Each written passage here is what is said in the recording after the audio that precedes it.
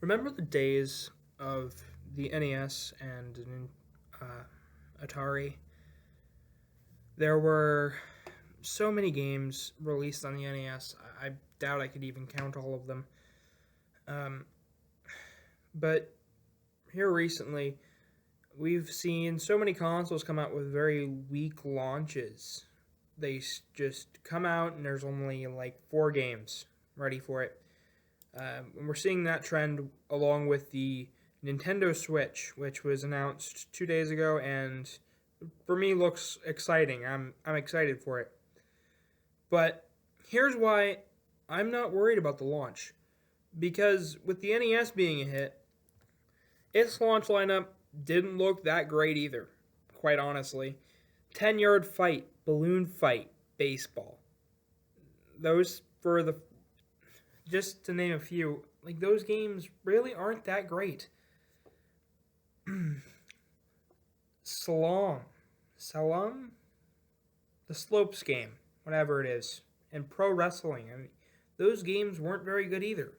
Tennis and Stack Up weren't good. Clue Land was never released outside of Japan. Excite Bike had so many flaws right out the gate. Duck Hunt was so simple. It's a standard right there. But Duck Hunt being simple and not very good, really.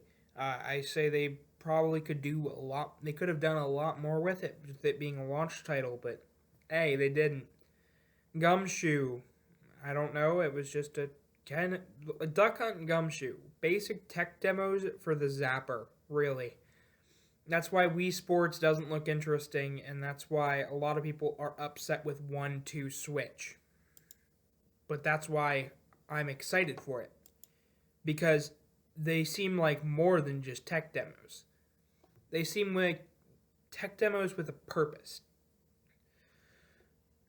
Continuing on with the lineup, Donkey Kong Jr. Math. Who even cared about that? Really, that was a game meant for little kids, like 5.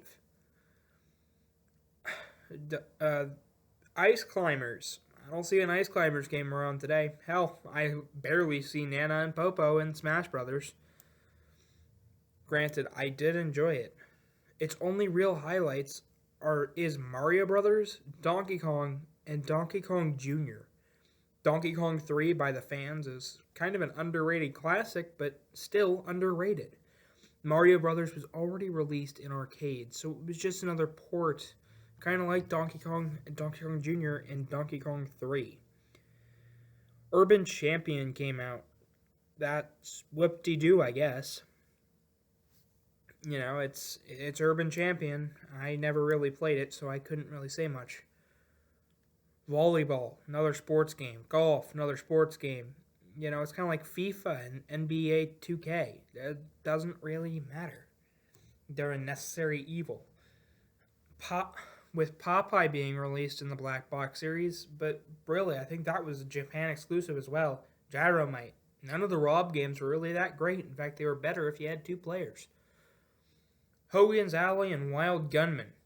Great games, but aren't they also kind of tech demos for QuickTime events and things? Just like the tech demo of 1-2 Switch, which once again I'm going to stress. I don't feel like it's a tech demo because of Wild Gunman and Hogan's Alley. It opens up with a Wild Gunman style setting where you gotta shoot the other guy down. It's reminiscent of the Kirby mini games, and it's just something that's interesting to me. And lastly, Wrecking Crew. Really, Wrecking Crew was nice, but not the best.